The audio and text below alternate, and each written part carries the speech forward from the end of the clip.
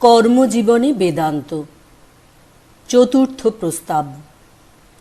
লন্ডনে প্রদত্ত বক্তৃতা 18 নভেম্বর 1896। আমরা এ পর্যন্ত সমষ্টির আলোচনাই করিয়াছি। অদ্য প্রাতে আমি তোমাদের সম্মুখে ব্যষ্টির সহিত সমষ্টির সম্বন্ধ বিষয়ে বেদান্তের মত বলিতে চেষ্টা করিব। আমরা প্রাচীনতর দ্বৈতবাদাত্মক বৈদিক মতগুলিতে দেখিতে পাই, প্রত্যেক জীবের একটি নির্দিষ্ট সসীম আত্মা আছে। প্রত্যেক জীবে অবস্থিত এই বিশেষ আত্মা সম্বন্ধে অনেক প্রকার মতবাদ প্রচলিত। কিন্তু প্রাচীন বৌদ্ধ ও প্রাচীন বৈদান্তিক দিগের মধ্যে প্রধান বিচার্য বিষয় ছিল এই যে, প্রাচীন বৈদান্তিকেরা স্বয়ং সম্পূর্ণ জীবাত্মাকে বিশ্বাস করিতেন। বৌদ্ধেরা এরূপ জীবাত্মার অস্তিত্ব একেবারে অস্বীকার করিতেন। আমি সেদিন তোমাদিগকে বলিয়াছি, ইউরোপে দ্রব্য ও গুণ সম্বন্ধে যে বিচার চলিয়াছিল এ ঠিক তাহারই মতো। একদলের মতে গুণগুলির পশ্চাতে দ্রব্যরূপী কিছু আছে, যাহাতে গুণগুলি লাগিয়া থাকে। আর এক মতে দ্রব্য স্বীকার করিবার কিছুমাত্র আবশ্যকতা নাই, গুণগুলি নিজেরাই থাকিতে পারে। অবশ্য আত্মা সম্বন্ধে সর্বপ্রাচীন মত আমি আত্মার অভিন্নতারূপ যুক্তির উপর স্থাপিত। কল্যকার যে আমি, আজও সেই আমি, আর অদ্যকার আমি আবার আগামীকল্যের আমি হইব। শরীরে যে সকল পরিণাম হইয়াছে সেগুলি সত্ত্বেও আমি বিশ্বাস করি যে আমি সর্বদাই একরূপ। যাহারা সীমাবদ্ধ অথচ স্বয়ংপূর্ণ জীবাত্মায় বিশ্বাস করিতেন, ইহাই তাহাদের প্রধান যুক্তি ছিল বলিয়া বোধ হয়। অপরদিকে প্রাচীন বৌদ্ধগণ এইরূপ জীবাত্মা স্বীকার করিবার প্রয়োজন অস্বীকার করিতেন। তাহারা এই যুক্তি দেখাইতেন যে আমরা কেবল এই পরিণামগুলিই জানি এবং এই পরিণামগুলি ব্যতীত আর কিছু জানা আমাদের পক্ষে সম্ভব নয়। একটি অপরিবর্তনীয় ও অপরিণামী দ্রব্য স্বীকার করা বাহুল্য মাত্র, আর বাস্তবিক যদি এরূপ অপরিণামী বস্তু কিছু থাকে, আমরা কখনোই উহাকে বুঝিতে পারিব না, আর কোনো রূপে কখনো উহা প্রত্যক্ষ করিতে পারিব না। বর্তমানকালেও ইউরোপে ধর্মবাদী ও বিজ্ঞানবাদী এবং আধুনিক প্রত্যক্ষবাদী ও অজ্ঞেয়বাদীদের ভিতর সেইরূপ বিচার চলিতেছে। একদলের বিশ্বাস অপরিণামী পদার্থ কিছু আছে। ইহাদের সর্বশেষ প্রতিনিধি হারবার্ট স্পেন্সার। তিনি বলেন, আমরা যেন অপরিণামী কোনো পদার্থের আভাস পাইয়া থাকি। অপর মতের প্রতিনিধি কোমতের বর্তমান শিষ্যগণ ও আধুনিক অজ্ঞেয়বাদীগণ। কয়েক বৎসর পূর্বে মিস্টার ফেডেরিক হ্যারিসন ও মিস্টার হারবার্ট স্পেন্সারের মধ্যে যে তর্ক হইয়াছিল, তোমাদের মধ্যে যাহারা উহা আগ্রহের সহিত আলোচনা করিয়াছিলে, তাহারা দেখিয়া থাকিবে ইহাতেও সেই পুরাতন সমস্যা বিদ্যমান। একদল পরিণামী বস্তুসমূহের পশ্চাতে কোনো অপরিণামী সত্তার অস্তিত্ব স্বীকার করিতেছেন, অপর দল এরূপ অনুমান করিবার আবশ্যকতাই অস্বীকার করিতেছেন। একদল বলিতেছেন, আমরা অপরিণামী সত্তার ধারণা ব্যতীত পরিণাম ভাবিতেই পারি না। অপর দল যুক্তি দেখান, এরূপ স্বীকার করার কোনো প্রয়োজন নাই, আমরা কেবল পরিণামী পদার্থেরই ধারণা করিতে পারি। অপরিণামী সত্তাকে আমরা জানিতে, অনুভব করিতে বা প্রত্যক্ষ করিতে পারি না।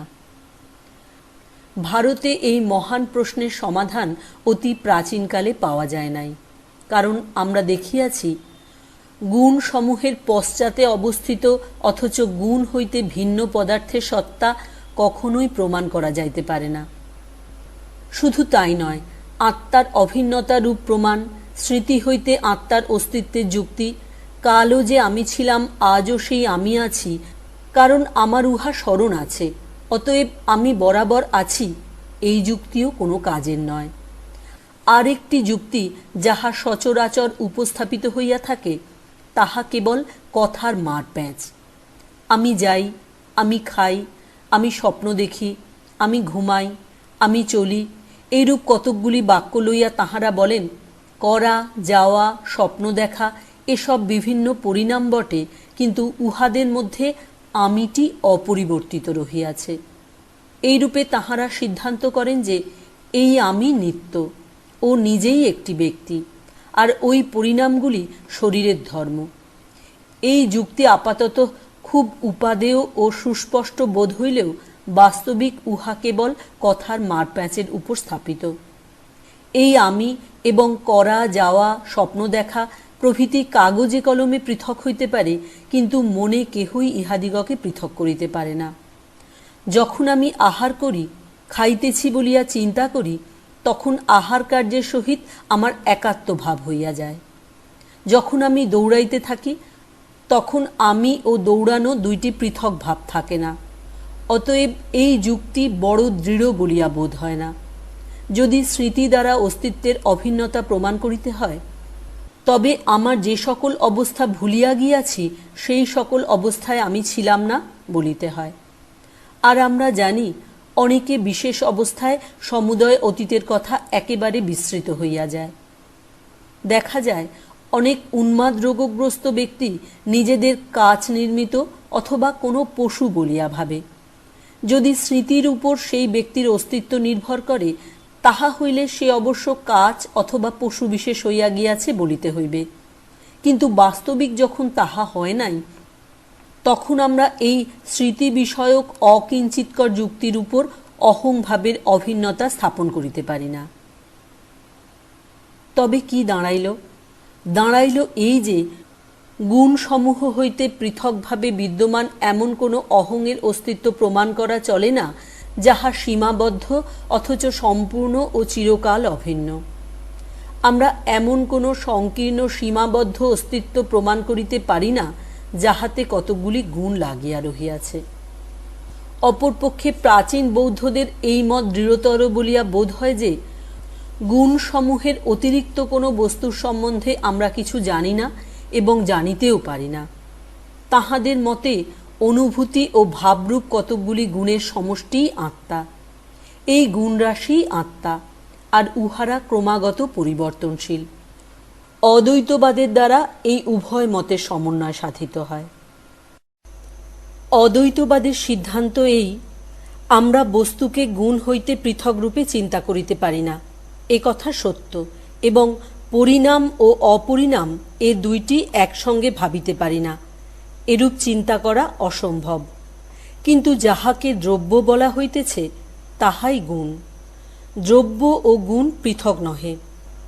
অপরিণামী বস্তুই পরিণাম রূপে প্রতিভাত হইতেছে। এই অপরিণামী সত্তা পরিণামী জগৎ হইতে সম্পূর্ণ স্বতন্ত্র নয়। পারমার্থিক সত্তা ব্যবহারিক সত্তা হইতে সম্পূর্ণ পৃথক বস্তু নয়। সেই পারমার্থিক সত্তাই ব্যবহারিক সত্তা হইয়াছে। অপরিণামী আত্মা আছেন, আর আমরা যেগুলিকে অনুভূতিভাব প্রভৃতি বলিয়া থাকি, এমনকি এই শরীর পর্যন্ত সেই আত্মস্বরূপ। কিন্তু বাস্তবিক আমরা এক সময়ে দুই বস্তু অনুভব করি না, একটিই করিয়া থাকি। যখন আমি নিজেকে শরীর বলিয়া চিন্তা করি, তখন আমি শরীর মাত্র। আমি ইহার অতিরিক্ত কিছু বলা বৃথা। আর যখন আমি নিজেকে আত্মা বলিয়া চিন্তা করি, তখন দেহ কোথায় উড়িয়া যায়, দেহানুভূতি আর থাকে না। দেহ জ্ঞান দূর না হইলেও কখনো আত্মানুভূতি হয় না। গুণের অনুভূতি চলিয়া না গেলে কেহই বস্তু অনুভব করিতে পারে না। এইটি পরিষ্কার করিয়া বুঝাইবার জন্য অদ্বৈতবাদীদের পুরাতন রজ্জু সর্পের দৃষ্টান্ত গ্রহণ করা যাইতে পারে। যখন লোকে দড়িকে সাপ বলিয়া ভুল করে, তখন তাহার পক্ষে দড়ি উড়িয়া যায়, আর যখন সে উহাকে যথার্থ দড়ি বলিয়া বোধ করে, তখন তাহার সর্পজ্ঞান কোথায় চলিয়া যায়। তখন কেবল দড়িটিই অবশিষ্ট থাকে। বিশ্লেষণ প্রণালী অনুসরণ করাতেই আমাদের এই দ্বিত্ব বা তৃত্বের অনুভূতি হইয়া থাকে। বিশ্লেষণের পর এগুলি পুস্তকে লিখিত হইয়াছে। আমরা ওই সকল গ্রন্থ পাঠ করিয়া অথবা উহাদের সম্বন্ধে শ্রবণ করিয়া এই ভ্রমে পড়িয়াছি যে সত্যই বুঝি আমাদের আত্মা ও দেহ দুইয়েরই একত্র অনুভব হইয়া থাকে। বাস্তবিক তাহা কখনো হয় না। হয় দেহ না হয় আত্মার অনুভব হইয়া থাকে। উহা প্রমাণ করিতে কোনো যুক্তির প্রয়োজন হয় না, নিজের মনে মনেই ইহা পরীক্ষা করিতে পারা যায়। তুমি নিজেকে দেহশূন্য আত্মা বলিয়া ভাবিতে চেষ্টা করো, দেখিবে ইহা প্রায় অসম্ভব।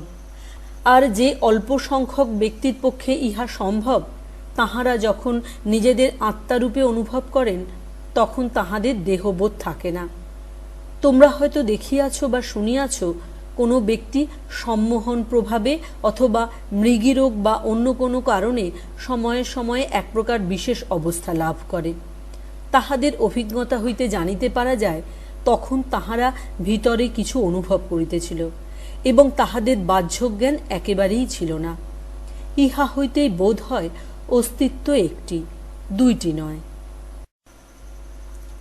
সেই এক নানা রূপে প্রতীয়মান হইতেছেন, আর এ সকলের মধ্যে কার্যকারণ সম্বন্ধ আছে। কার্যকারণ সম্বন্ধের অর্থ পরিমাণ একটি অপরটিতে পরিণত হয়।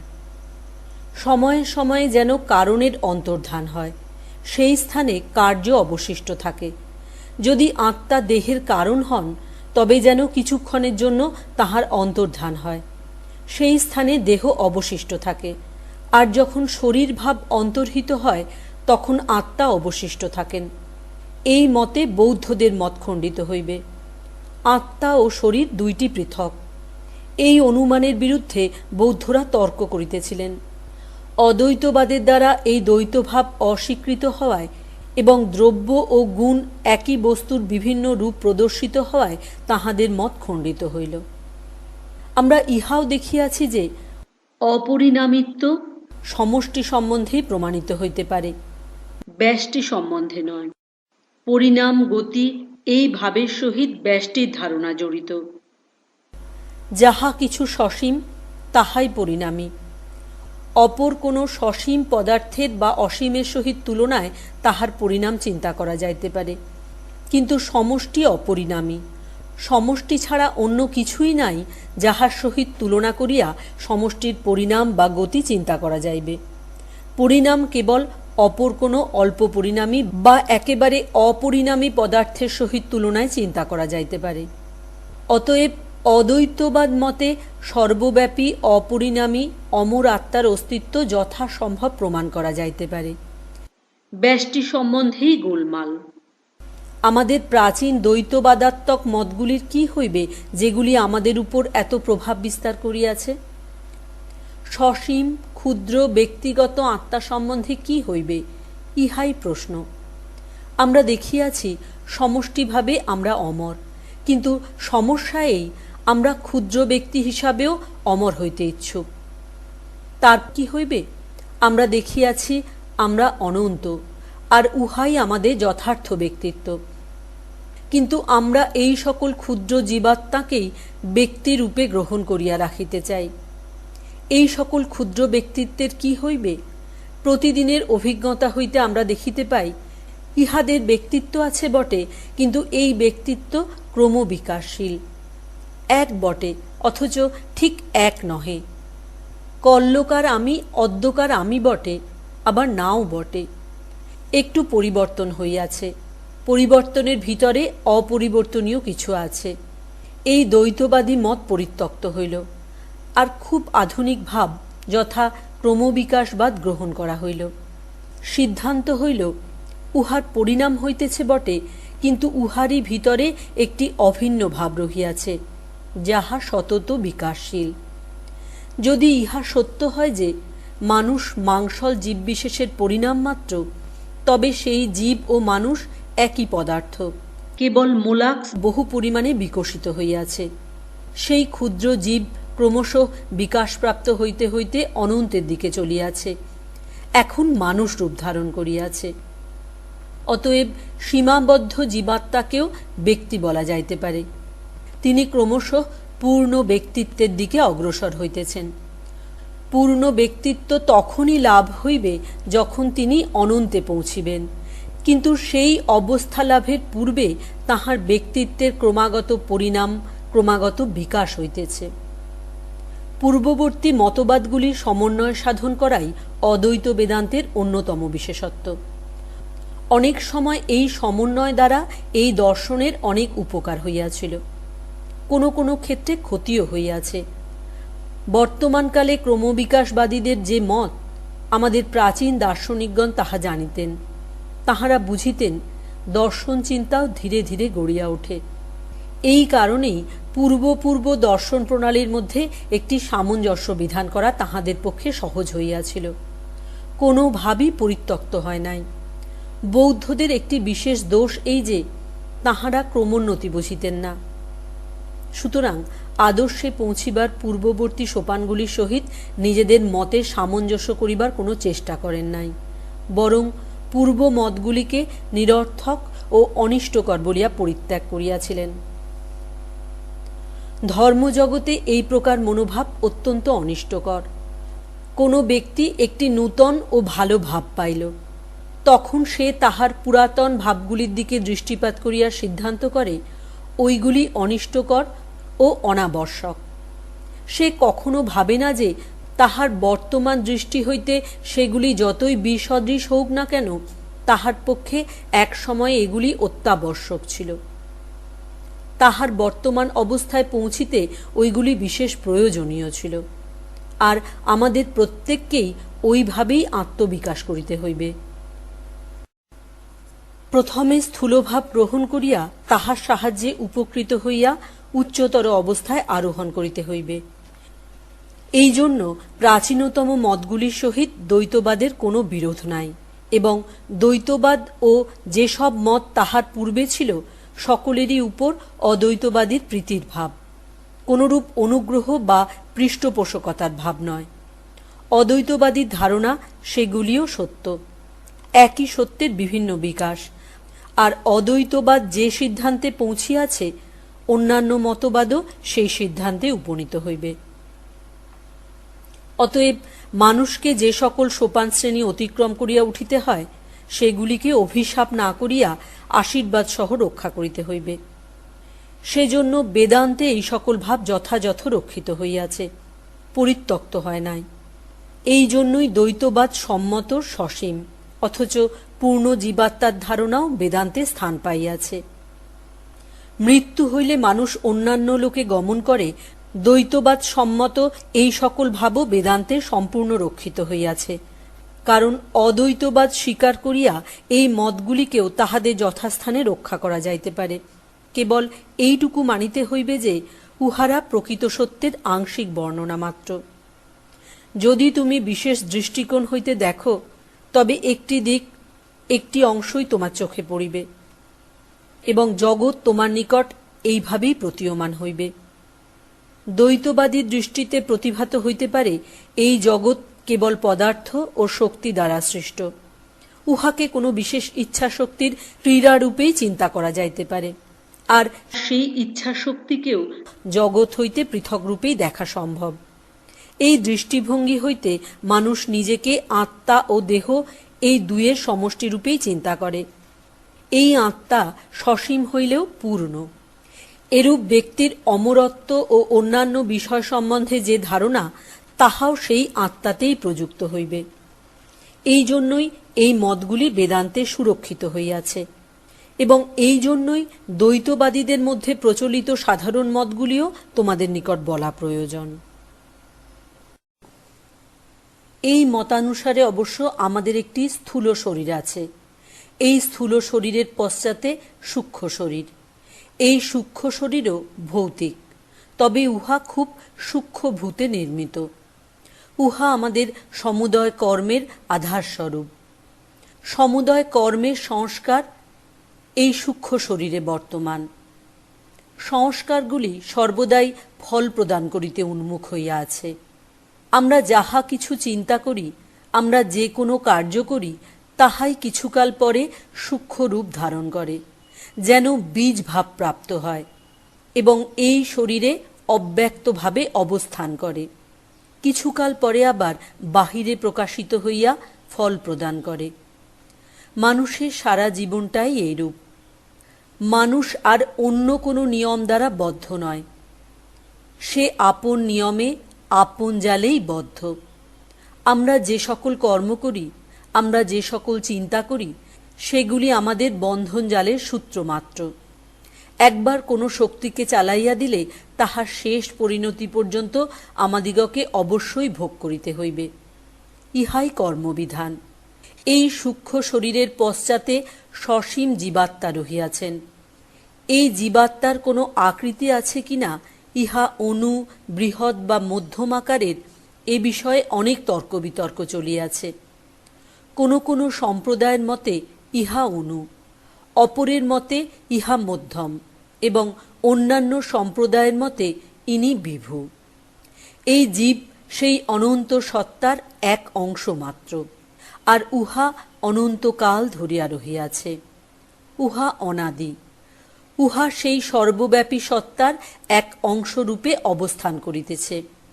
উহা অনন্ত, আর উহা নিজের প্রকৃত স্বরূপ শুদ্ধ ভাব প্রকাশ করিবার জন্য নানা দেহের মধ্য দিয়া অগ্রসর হইতেছে। যে কার্যের দ্বারা এই প্রকাশ ব্যাহত হয় তাহাকে অসৎ কার্য বলে। চিন্তা সম্বন্ধেও তদ্রূপ। আর যে কার্য বা যে চিন্তা দ্বারা তাহার স্বরূপ প্রকাশের বিশেষ সাহায্য হয় তাহাকে সৎ কার্য বা সৎ চিন্তা বলে। কিন্তু ভারতের অতি স্থূল দ্বৈতবাদী এবং অতি উন্নত অদ্বৈতবাদী সকলেরই মত এই যে আত্মার সমুদয় শক্তি ও ক্ষমতা তাহার ভিতরেই রহিয়াছে, অন্য কোনো স্থান হইতে আসে নাই। আত্মাতে ওই শক্তিপুঞ্জ অব্যক্তভাবে থাকে, আর আমাদের সমুদয় জীবনের কার্য কেবল ওই অব্যক্ত শক্তিগুলিকে বিকশিত করা। তাহারা পুনর্জন্মবাদও মানিয়া থাকেন। এই দেহের ধ্বংস হইলে জীব আর এক দেহ লাভ করিবে, আবার সেই দেহনাশের পর আর এক দেহ, এই রূপে চলিবে। জীব এই পৃথিবীতে জন্মাইতে পারে, অন্য কোনো লোকেও জন্মাইতে পারে, তবে এই পৃথিবীকেই সকলের আগে পছন্দ করা হয়। আমাদের উদ্দেশ্য সাধনের জন্য এই পৃথিবী শ্রেষ্ঠ স্থান। অন্যান্য লোকে দুঃখ কষ্ট খুব সামান্য আছে বটে, কিন্তু সাধকেরা বলেন ওই জন্যই সেই সকল লোকে উচ্চতর বিষয় চিন্তা করিবার সুযোগও অল্প। এই জগতে বেশ সামঞ্জস্য আছে, অনেক দুঃখও আছে, আবার কিছু সুখও আছে। সুতরাং জীবের এখানে কখনো না কখনো মোহনিদ্রা ভাঙিবার সম্ভাবনা, কখনো না কখনো তাহার মুক্তি লাভের ইচ্ছা জাগিবার সম্ভাবনা আছে। কিন্তু যেমন এই পৃথিবীতে খুব ধনী ব্যক্তিদের উচ্চতর বিষয় চিন্তা করিবার সুযোগ অতি অল্প, সেইরূপ এই জীব যদি স্বর্গে যায় সেখানে তাহার আত্মোন্নতির সম্ভাবনা নাই। শুধু এখানে যে সুখ সেখানে তাহাই তীব্রতর। সূক্ষ্ম দেহে কোনো ব্যাধি থাকিবে না, ক্ষুধা তৃষ্ণা থাকিবে না, সকল বাসনাই পরিপূর্ণ হইবে। জীব সেখানে সুখের পর সুখ সম্ভোগ করে এবং নিজের স্বরূপ ও উচ্চভাব সব ভুলিয়া যায়। তথাপি এই সকল উচ্চতর লোকে কেহ কেহ আছেন যাহারা এই সকল ভোগ সত্ত্বেও সেখান হইতে আরও উচ্চতর ভাবে আরোহণ করেন। এক প্রকার স্থূলদর্শী দ্বৈতবাদীরা উচ্চতম স্বর্গকেই চরম লক্ষ্য বিবেচনা করিয়া থাকেন। জীবাত্মাগণ সেই স্বর্গে চিরকাল ভগবানের সহিত বাস করিবেন। সেখানে তাহারা দিব্য দেহ লাভ করিবেন। তাহাদের আর রোগ শোক মৃত্যু বা অন্য কোনরূপ অমঙ্গল ঘটিবে না। তাহাদের সকল বাসনা পরিপূর্ণ হইবে এবং তাহারা চিরকাল সেখানে ভগবানের সহিত বাস করিবেন। সময়ে সময়ে তাহাদের মধ্যে কেহ কেহ পৃথিবীতে আসিয়া দেহ ধারণ করিয়া লোক শিক্ষা দেবেন। আর জগতের শ্রেষ্ঠ ধর্মাচার্যগণ সকলেই স্বর্গ হইতে আসিয়াছিলেন, ইহাই তাহাদের মত।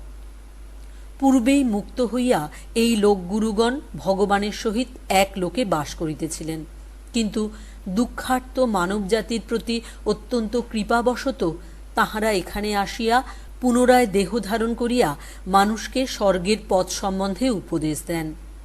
তাহারা অন্যান্য উচ্চতর দেবতাদের লোকসমূহেও গমন করিয়া থাকেন। অবশ্য অদ্বৈতবাদী বলেন এই স্বর্গ কখনো আমাদের চরম লক্ষ্য হইতে পারে না। দেহ শূন্য ভাবই আমাদের চরম লক্ষ্য হওয়া উচিত। আমাদের লক্ষ্য বা আদর্শ কখনো সসীম হইতে পারে না। অনন্ত ব্যতীত আর কিছুই আমাদের চরম আদর্শ হইতে পারে না। কিন্তু দেহ তো কখনো অনন্ত হয় না, ইহা হওয়াই অসম্ভব। কারণ সীমাবদ্ধ ভাব হইতেই শরীরের উৎপত্তি। চিন্তাও অনন্ত হইতে পারে না, কারণ সসীম ভাব হইতে চিন্তা আসিয়া থাকে। অদ্বৈতবাদী বলেন, আমাদিগকে দেহ এবং চিন্তার বাহিরে যাইতে হইবে। আমরা আরও দেখিয়াছি, অদ্বৈতবাদের মতে মুক্তি লভ্য নয়, উহা পূর্ব হইতেই রহিয়াছে। আমরা কেবল ভুলিয়া যাই ও উহা অস্বীকার করি। পূর্ণতা লাভ করিতে হইবে না, উহা আমাদের মধ্যেই রহিয়াছে। এই অমরত্ব ও আনন্দ লাভ করিতে হইবে না, ওইগুলি পূর্ব হইতেই বিদ্যমান, ওইগুলি আমাদের বরাবরই রহিয়াছে। যদি তুমি সাহস করিয়া বলিতে পারো, আমি মুক্ত, এই মুহূর্তে তুমি মুক্তই হইবে। যদি তুমি বলো, আমি বদ্ধ, তবে তুমি বদ্ধই থাকিবে। যাহা হোক, দ্বৈতবাদী ও অন্যান্য দার্শনিকদের মত ইহার বিপরীত। তোমরা ইহার মধ্যে যেটি ইচ্ছা গ্রহণ করিতে পারো। বেদান্তের এই আদর্শটি বুঝা বড় কঠিন, আর সাধারণ লোকে সর্বদা ইহা লইয়া বিবাদ করিয়া থাকে। প্রধান মুশকিল এই, ইহার মধ্যে যে একটি মত অবলম্বন করে, সে অপর মত একেবারে অস্বীকার করিয়া সেই মতাবলম্বীর সঙ্গে বিবাদে প্রবৃত্ত হয়। তোমার পক্ষে যাহা উপযুক্ত তাহা গ্রহণ করো, অপরের উপযোগী মত তাহাকে গ্রহণ করিতে দাও। যদি তুমি এই ক্ষুদ্র ব্যক্তিত্ব, এই সসীম মানবত্ব রাখিতে এতই ইচ্ছুক হও, তবে তুমি তাহা অনায়াসে রাখিতে পারো। তোমার সকল বাসনাই রাখিতে পারো এবং তাহাতেই সন্তুষ্ট হইয়া থাকিতে পারো। যদি মানুষ ভাবে থাকিবার সুখ তোমার নিকট এতই সুন্দর ও মধুর লাগে, তবে তুমি যতদিন ইচ্ছা উহা রাখিয়া দাও, কারণ তুমি জানো তুমি তোমার অদৃষ্টের নির্মাতা। কেহই তোমাকে বাধ্য করিয়া কিছু করাইতে পারে না। তোমার যতদিন ইচ্ছা ততদিন মানুষ রূপে থাকিতে পারো, কেহই তোমাকে অন্য কিছু করিতে বাধ্য করিতে পারে না। যদি দেবতা হইতে ইচ্ছা করো, দেবতাই হইবে। সংক্ষেপে ইহাই বক্তব্য। কিন্তু এমন অনেক মানুষ থাকিতে পারেন, যাহারা দেবতা হইতেও অনিচ্ছুক। তাহাদিগকে তোমার বলিবার কি অধিকার আছে যে এ ভয়ানক কথা? তোমার 100 টাকা নষ্ট হইবার ভয় হইতে পারে, কিন্তু এমন অনেক লোক থাকিতে পারে যাহাদের পৃথিবীতে যত অর্থ আছে সব নষ্ট হইয়া গেলেও কিছু কষ্ট হইবে না। এই ধরনের মানুষ পূর্বকালে অনেক ছিলেন, এখনো অনেক আছেন। তুমি তাহাদিগকে তোমার আদর্শ অনুসারে বিচার করিতে যাও কেন? তুমি ক্ষুদ্র ক্ষুদ্র জাগতিক ভাবে বদ্ধ হইয়া আছো, ইহাই তোমার সর্বোচ্চ আদর্শ হইতে পারে। তুমি এই আদর্শ লইয়া থাকো না কেন? তুমি যেমনটি চাও তেমনটি পাইবে, কিন্তু তুমি ছাড়া অনেক লোক আছেন যাহারা সত্যকে দর্শন করিয়াছেন। তাহারা ওই স্বর্গাদি ভোগে তৃপ্ত হইয়াছেন, তাহারা আর উহাতে আবদ্ধ হইয়া থাকিতে চান না। তাহারা সকল সীমার বাহিরে যাইতে চান। জগতের কিছুই তাহাদিগকে পরিতৃপ্ত করিতে পারে না। জগৎ ও উহার ভোগরাশি তাহাদের পক্ষে খানা ডোবার মতো। তুমি তাহাদিগকে তোমার ভাবে বদ্ধ করিয়া রাখিতে চাও কেন? এই ভাবটি একেবারে ছাড়িতে হইবে। প্রত্যেককে নিজের ভাবে চলিতে দাও। কয়েক বৎসর পূর্বে সচিত্র লন্ডন সমাচারে একটি সংবাদ পাঠ করি। কতকগুলি জাহাজ প্রশান্ত মহাসাগরে সাউথ সি দ্বীপপুঞ্জের নিকট ঝটিকাক্রান্ত হয়। ওই পত্রিকায় জাহাজগুলির একটি চিত্রও ছিল। একখানি ব্রিটিশ জাহাজ ছাড়া সবগুলিই ভগ্ন হইয়া ডুবিয়া যায়। সেই জাহাজখানি ঝড় কাটাইয়া চলিয়া আসে। ছবিতে দেখা যায় যে জাহাজগুলি ডুবিয়া যাইতেছে, সেগুলির মজ্জমান আরোহী দল ডেকের উপর দাঁড়াইয়া অন্য জাহাজটির লোকগুলিকে উৎসাহ দিতেছে। অপরকে টানিয়া নিজের স্তরে নামাইয়া আনিও না। আর এক প্রকার নির্বুদ্ধিতা আছে। যদি আমরা আমাদের এই ক্ষুদ্র আমিত্ব হারাইয়া ফেলি, তবে জগতে কোনরূপ নীতিপরায়ণতা থাকিবে না, মনুষ্য জাতির কোনো আশা ভরসা থাকিবে না। যাহারা ঐরূপ বলেন তাহাদের যেন মনুষ্য জাতির জন্য সর্বদা প্রাণ যায় যায় হইয়াছে। যদি প্রত্যেক দেশে মানুষের যথার্থ কল্যাণকামী অন্তত 200 নরনারী থাকে, তবে 5 দিনে সত্যযুগ উপস্থিত হইবে। আমরা জানি মনুষ্য জাতির জন্য আমাদের প্রাণ কিরূপ ছটফট করিতেছে। এসব অভিসন্ধি প্রণোদিত লম্বা লম্বা কথা মাত্র। জগতের ইতিহাসে দেখা যায়, এই ক্ষুদ্র আমিকে যাহারা একেবারে ভুলিয়া গিয়াছেন, তাহারাই মনুষ্য জাতির শ্রেষ্ঠ হিতকারী। আর নরনারী যত বেশি নিজেদের কথা ভাবিবে, তত কম পরের উপকার করিতে পারিবে। দুটি ভাবের মধ্যে একটি নিঃস্বার্থতা, অন্যটি স্বার্থপরতা। এই ক্ষুদ্র ক্ষুদ্র ভোগ সুখে আসক্ত থাকা এবং চিরকাল এইভাবে চলা এবং একই অবস্থার পুনরাবর্তন ঘোর স্বার্থপরতা। উহা সত্যানুরাগ হইতে উৎপন্ন নয়। অপরের প্রতি দয়াও এই ভাবের উৎপত্তির কারণ নয়। উহার কারণ ঘোর স্বার্থপরতা। অপর কাহারও দিকে না তাকাইয়া নিজে সমস্ত ভোগ করিব, এই ভাব হইতে উহার উৎপত্তি। আমার তো এইরূপই বোধ হয়।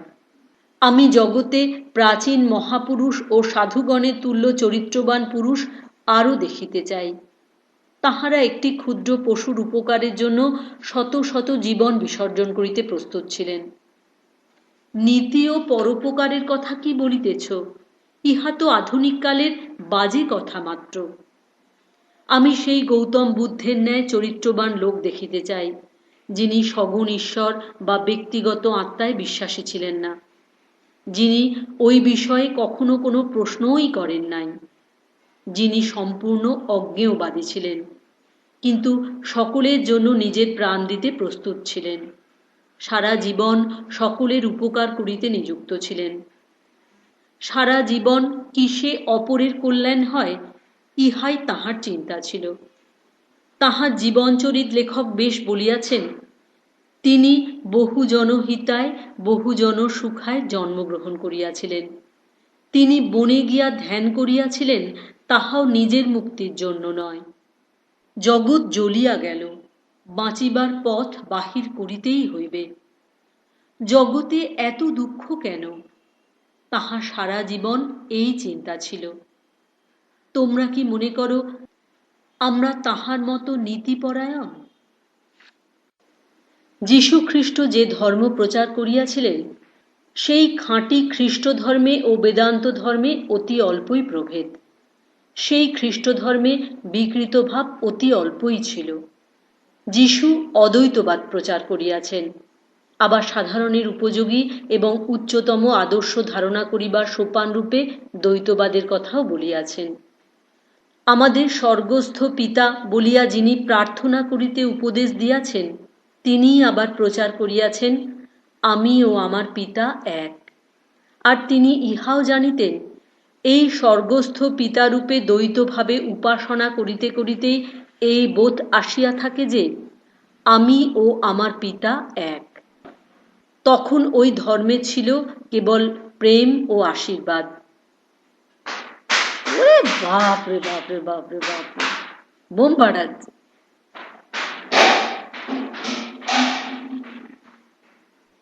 তখন ওই ধর্মে ছিল কেবল প্রেম ও আশীর্বাদ, কিন্তু অবশেষে নানাবিধ মত উহাতে প্রবিষ্ট হওয়ায় উহা বিকৃত ভাব ধারণ করিয়া অবনত হইল।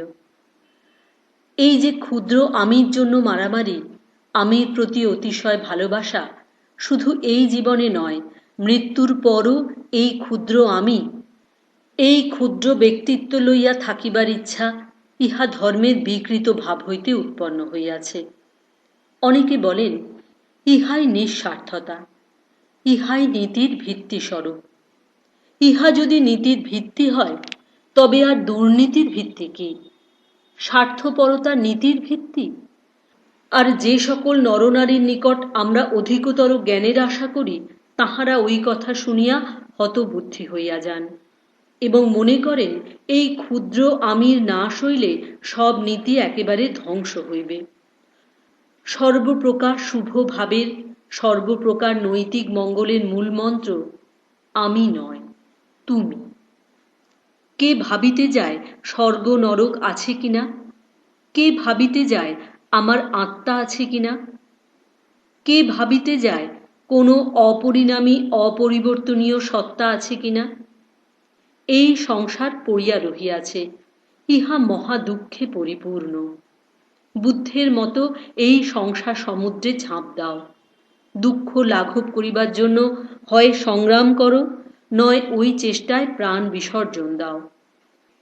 আস্তিক হও বা নাস্তিক হও, অজ্ঞেয়বাদী হও বা বৈদান্তিক হও, খ্রিস্টান হও বা মুসলমান হও, নিজেকে ভুলিয়া যাও। ইহাই প্রথম শিক্ষার বিষয়। এই শিক্ষা, এই উপদেশ সকলেই বুঝিতে পারে। না হং না হং, তুহু তুহু, অহং নাশ ও প্রকৃত আমির বিকাশ।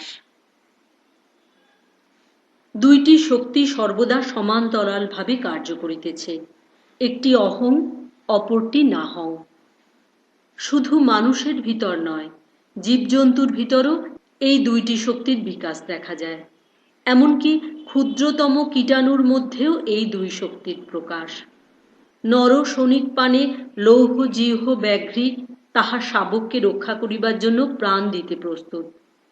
অতি অধঃপতিত ব্যক্তি যে অনায়াসে তাহার ভাতৃ সমান অন্যান্য মানুষকে হত্যা করিতে পারে, সেও অনাহারে মুমূর্ষ স্ত্রী অথবা পুত্র কন্যার জন্য সব করিতে প্রস্তুত। অথবা দেখা যায় সৃষ্টির ভিতরে এই দুই শক্তি পাশাপাশি কার্য করিতেছে। যেখানে একটি শক্তি দেখিবে, সেখানে অপরটিও দেখিবে। একটি স্বার্থপরতা, অপরটি নিঃস্বার্থতা। একটি গ্রহণ, অপরটি ত্যাগ। ক্ষুদ্রতম প্রাণী হইতে উচ্চতম প্রাণী পর্যন্ত সমুদয় ব্রহ্মাণ্ডই এই দুই শক্তির লীলাক্ষেত্র। ইহা কোনো প্রমাণের প্রয়োজন নাই, ইহা স্বতঃ প্রমাণ। সমাজের এক সম্প্রদায়ের লোকের বলিবার কি অধিকার আছে যে জগতের সমুদয় কার্য ও বিকাশ ওই দুই শক্তির অন্যতম শুধু স্বার্থ শক্তির উপর, প্রতিদ্বন্দ্বিতা ও সংগ্রামের উপর স্থাপিত? জগতের সমুদয় কার্য রাগ, দ্বেষ, বিবাদ ও প্রতিযোগিতার উপর স্থাপিত? এ কথা বলিবার তাহাদের কি অধিকার আছে? এই সকল প্রবৃত্তি যে আছে তাহা অস্বীকার করি না, কিন্তু অপর শক্তিটির অস্তিত্ব ও ক্রিয়া অস্বীকার করিবার কি অধিকার তাহাদের আছে? আর তাহারা কি অস্বীকার করিতে পারেন যে এই প্রেম, এই অহং শূন্যতা, এই ত্যাগই জগতের একমাত্র পরাশক্তি? অপর শক্তিটি এই প্রেম শক্তিরই অপপ্রয়োগের ফল, এবং এইভাবেই প্রতিদ্বন্দ্বিতার উৎপত্তি। অশুভের উৎপত্তিও নিঃস্বার্থতা হইতে। অশুভের পরিণামও শুভ বই আর কিছুই নয়, উহা কেবল কল্যাণ শক্তির অপব্যবহার মাত্র। এক ব্যক্তি যে অপর ব্যক্তিকে হত্যা করে, তাহাও হয়তো নিজের সন্তানের প্রতি স্নেহের প্রেরণায়, তাহাদিগকে ভরণ পোষণ করিবে বলিয়া। তাহার প্রেম অন্য লক্ষ লক্ষ ব্যক্তি হইতে প্রত্যাহত হইয়া ওই একটি শিশু সন্তানের উপর পড়িয়া সসীম ভাব ধারণ করিয়াছে। কিন্তু সীমাবদ্ধই হোক, অসীমই হোক, ভালোবাসা সেই ভগবান, অন্য কিছুই নহে। অতএব সমগ্র জগতের প্রেরণা শক্তি, জগতের মধ্যে একমাত্র প্রকৃত ও জীবন্ত শক্তি সেই অদ্ভুত ভাব। উহা যে কোনো আকারে ব্যক্ত হোক না কেন, উহা সেই প্রেম, নিঃস্বার্থতা, ত্যাগ বই আর কিছুই নয়। বেদান্ত এই জন্যই অদ্বৈত ভাবের উপর ঝোঁক দেন, দ্বৈত ভাবের উপর নয়। আমরা এই ব্যাখ্যার উপর বিশেষ জোর দিই, কারণ আমরা জানি জ্ঞান বিজ্ঞানের অহমিকা সত্ত্বেও আমাদের মানিতে হইবে, যেখানে একটি কারণ দ্বারা কতকগুলি কার্য ব্যাখ্যা করা যায়, আবার অনেকগুলি কারণ দ্বারাও যদি সেই কার্যগুলি ব্যাখ্যা করা যায়, তবে অনেকগুলি কারণ স্বীকার না করিয়া সেই একটি কারণই সত্য বলিয়া স্বীকার্য। এখানে যদি আমরা স্বীকার করি যে সেই এক অপূর্ব সুন্দর প্রেমই সীমাবদ্ধ হইয়া অশুভ বা অসৎরূপে প্রতীয়মান হয়, তবে আমরা এক প্রেম শক্তি দ্বারাই সমুদয় জগতের ব্যাখ্যা করিতে সমর্থ হইলাম। নচেৎ আমাদিগকে জগতের দুইটি কারণ মানিতে হয়, একটি শুভ শক্তি, অপরটি অশুভ শক্তি, একটি প্রেম শক্তি, অপরটি দেশ শক্তি। এই দুইটি সিদ্ধান্তের মধ্যে কোনটি অধিক যুক্তিসঙ্গত? অবশ্য একটি কারণ মানিয়া লওয়াই অধিকতর যুক্তিসঙ্গত। আমি এমন সব বিষয়ে গিয়া পড়িতেছি যাহা সম্ভবত দ্বৈতবাদীদের অধিকার বহির্ভূত। ভয় হইতেছে দ্বৈতবাদের আলোচনা লইয়া আমি বোধহয় বেশিক্ষণ কাটাইতে পারি না। আমার ইহাই দেখানো উদ্দেশ্য যে উচ্চতম দার্শনিক ধারণার সহিত নীতি ও নিঃস্বার্থতার উচ্চতম আদর্শ পাশাপাশি যাইতে পারে। আমার দেখানো উদ্দেশ্য যে নীতিপরায়ণ হইতে গেলে তোমার দার্শনিক ধারণাকে খাটো করিতে হয় না, বরং নীতির ভিত্তিভূমি লাভ করিতে হইলে উচ্চতম দার্শনিক ও বৈজ্ঞানিক ধারণা সম্পন্ন হইতে হইবে।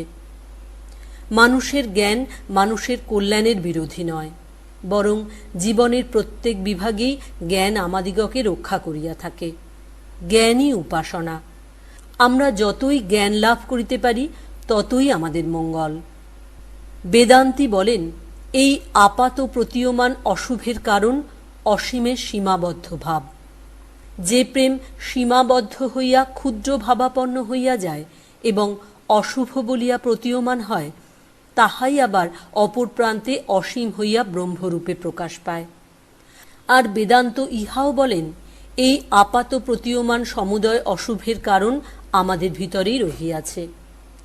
অতি প্রাকৃত কোনো সত্তার উপর দোষারোপ করিও না, নিরাশ ও বিষণ্ণ হইয়া পড়িও না, অথবা মনে করিও না আমরা গর্তের মধ্যে পড়িয়া আছি। অপর কেহ আসিয়া আমাদিগকে সাহায্য না করিলে আমরা আর উঠিতে পারিব না।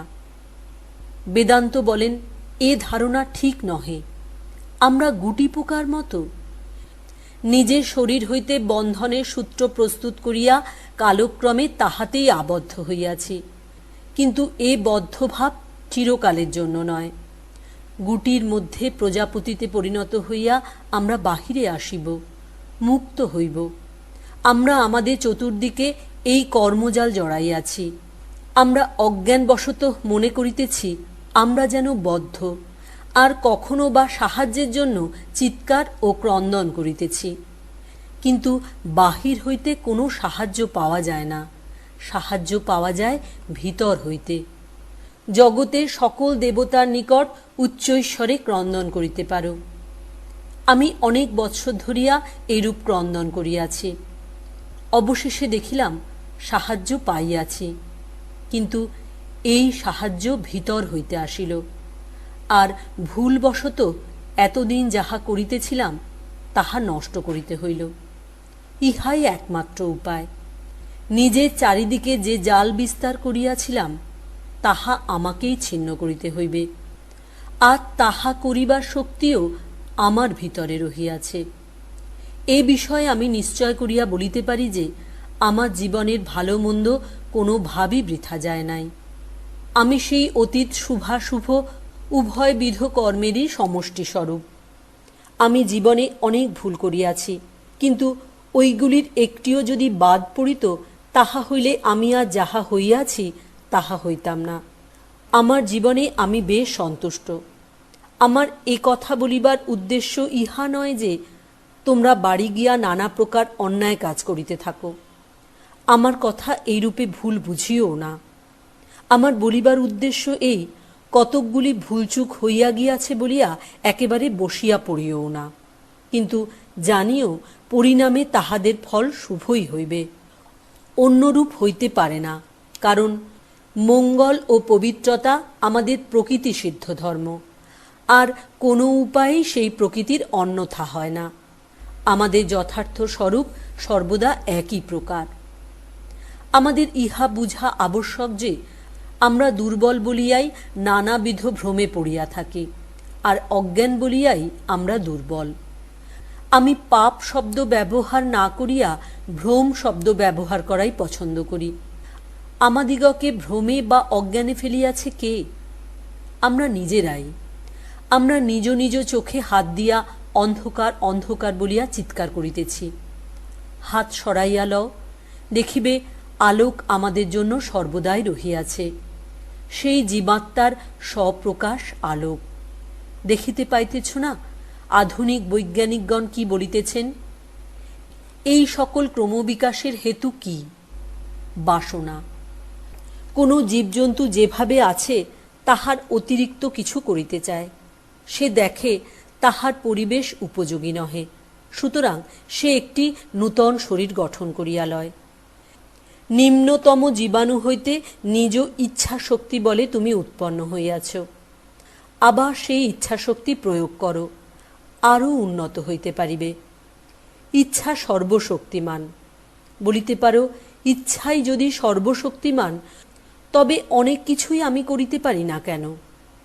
যখন তুমি একথা বলো, তখন তুমি তোমার ক্ষুদ্র আমির দিকে লক্ষ্য করিতেছ মাত্র। ভাবিয়া দেখো, ক্ষুদ্র জীবাণু হইতে তুমি এই মানুষ হইয়াছ। কে তোমাকে মানুষ করিল? তোমার নিজের ইচ্ছা শক্তি। তুমি কি অস্বীকার করিতে পারো ইচ্ছা সর্বশক্তিমান? যাহা তোমাকে এতদূর উন্নত করিয়াছে, তাহা তোমাকে আরও উন্নত করিবে। আমাদের প্রয়োজন চরিত্র ও ইচ্ছাশক্তির দৃঢ়তা, এগুলির দুর্বলতা নয়। অতএব যদি তোমাকে উপদেশ দিই যে তোমার প্রকৃতিই অসৎ, আর তুমি কতকগুলি ভুল করিয়াছ বলিয়া তোমাকে অনুতাপ ও ক্রন্দন করিয়া জীবন কাটাইতে হইবে, তাহাতে তোমার বিশেষ কিছু উপকার হইবে না, বরং উহা তোমাকে আরও দুর্বল করিয়া ফেলিবে। আর তাহাতে তোমাকে ভালো হইবার পথ না দেখাইয়া বরং আরও মন্দ হইবার পথ দেখানো হইবে। যদি সহস্র বৎসর ধরিয়া এই গৃহ অন্ধকার থাকে, আর তুমি সেই গৃহে আসিয়া হায় বড় অন্ধকার, বড় অন্ধকার বলিয়া রোদন করিতে আরম্ভ করো, তবে কি অন্ধকার চলিয়া যাইবে? একটি দিয়াশলাই জ্বালিলে এক মুহূর্তেই ঘর আলোকিত হইবে। অতএব সারা জীবন অনেক দোষ করিয়াছি, আমি অনেক অন্যায় কাজ করিয়াছি বলিয়া অনুশোচনা করিলে কি তোমার উপকার হইবে? আমরা নানা দোষে দোষী, ইহা কাহাকেও বলিয়া দিতে হয় না। জ্ঞানের আলো জ্বালো, এক মুহূর্তে সব অশুভ চলিয়া যাইবে। নিজের প্রকৃত স্বরূপ প্রকাশ করো। প্রকৃত আমিকে, সেই জ্যোতির্ময় উজ্জ্বল নিত্যশুদ্ধ আমিকে প্রকাশ করো। প্রত্যেক ব্যক্তিতে সেই আত্মাকে দর্শন করো। আমি ইচ্ছা করি সকলেই এমন অবস্থা লাভ করুক যে অতি জঘন্য পুরুষকে দেখিলেও তাহার বাহিরে দুর্বলতার দিকে লক্ষ্য না করিয়া অন্তর্যামী সৎস্বরূপকে দেখিতে পারে, আর তাহার নিন্দা না করিয়া বলিতে পারে, হে স্বপ্রকাশক জ্যোতির্ময়, ওঠো। হে সদা শুদ্ধ স্বরূপ, ওঠো। হে অজ, অবিনাশী, সর্বশক্তিমান, ওঠো। আত্মস্বরূপ প্রকাশ করো। তুমি যে সকল ক্ষুদ্র ভাবে আবদ্ধ হইয়া রহিয়াছ, তাহা তোমাতে সাজে না। অদ্বৈতবাদ এই শ্রেষ্ঠ প্রার্থনা শিক্ষা দিয়া থাকেন। ইহাই একমাত্র প্রার্থনা। নিজ স্বরূপ স্মরণ, সদা সেই অন্তর্যামী ঈশ্বরের স্মরণ, তাহাকে সর্বদা অনন্ত সর্বশক্তিমান, সদা মঙ্গলময় বলিয়া স্মরণ। এই ক্ষুদ্র অহং তাহাতে নাই, ক্ষুদ্র বন্ধন সমূহ তাহাতে নাই। আর এই প্রার্থনা নিঃস্বার্থ বলিয়াই ভয়শূন্য ও শক্তি সম্পন্ন, কারণ স্বার্থ হইতেই ভয়ের উৎপত্তি। যাহার নিজের জন্য কোনো কামনা নাই, সে কাহাকে ভয় করিবে? কোন বস্তুই বা তাহাকে ভীত করিতে পারে? মৃত্যু তাহাকে কি ভয় দেখাইতে পারে? অশুভ বিপদ তাহাকে কি ভয় দেখাইতে পারে? অতএব যদি আমরা অদ্বৈতবাদী হই, আমাদিগকে অবশ্য চিন্তা করিতে হইবে যে আমরা এই মুহূর্ত হইতেই মৃত। তখন আমাদের পুরাতন ব্যক্তি পরিচয় চলিয়া যায়। ওগুলি কেবল কুসংস্কার মাত্র। অবশিষ্ট থাকেন সেই নিত্য শুদ্ধ সর্বশক্তিমান সর্বজ্ঞ স্বরূপ, এবং সব ভয় চলিয়া যায়। সর্বব্যাপী আমার অনিষ্ট কে করিতে পারে? এই রূপে আমার সমুদয় দুর্বলতা চলিয়া যায়। তখন অপর সকলের ভিতর এই ভাব জাগাইয়া তোলাই আমার কার্য হয়। আমি দেখিতেছি সকলেই সেই আত্মস্বরূপ, কিন্তু সকলে তাহা জানে না। সুতরাং প্রত্যেককে ইহা শিখাইতে হইবে। সেই অনন্ত শক্তির জাগরণে তাহাকে সহায়তা করিতে হইবে। আমি দেখিতেছি জগতে এই ভাব প্রচার করাই বিশেষ প্রয়োজন। এই সকল মত অতি পুরাতন, সম্ভবত অনেক পর্বত অপেক্ষা পুরাতন। সকল সত্যই সনাতন। সত্য কাহারও একা সম্পত্তি নয়। কোনো জাতি, কোনো ব্যক্তি সত্যকে নিজস্ব বলিয়া দাবি করিতে পারে না। সত্যই সকল আত্মার যথার্থ স্বরূপ। সত্যের উপর কে বিশেষ দাবি করিতে পারে? কিন্তু উহাকে কার্যে পরিণত করিতে হইবে। সরলভাবে উহা প্রচার করিতে হইবে। কারণ তোমরা দেখিবে উচ্চতম সত্য অতি সহজ ও সরল। খুব সহজ ও সরলভাবে উহা প্রচার করিতে হইবে, যাহাতে ওই ভাব সমাজে রন্ধ্রে রন্ধ্রে অনুপ্রবিষ্ট হয়, যাহাতে উহা উচ্চতম মস্তিষ্ক হইতে আরম্ভ করিয়া অতি সাধারণ মনেরও অধিকারের বিষয় হইতে পারে, যাহাতে আবাল বৃদ্ধ বনিতা একই কালে উহা বুঝিতে পারে। এই সকল ন্যায়ের কূটবিচার, দার্শনিক মতবাদ, এই সকল দেবতা তত্ত্ব ও ক্রিয়াকাণ্ড এক সময়ে উপকার করিয়া থাকিতে পারে।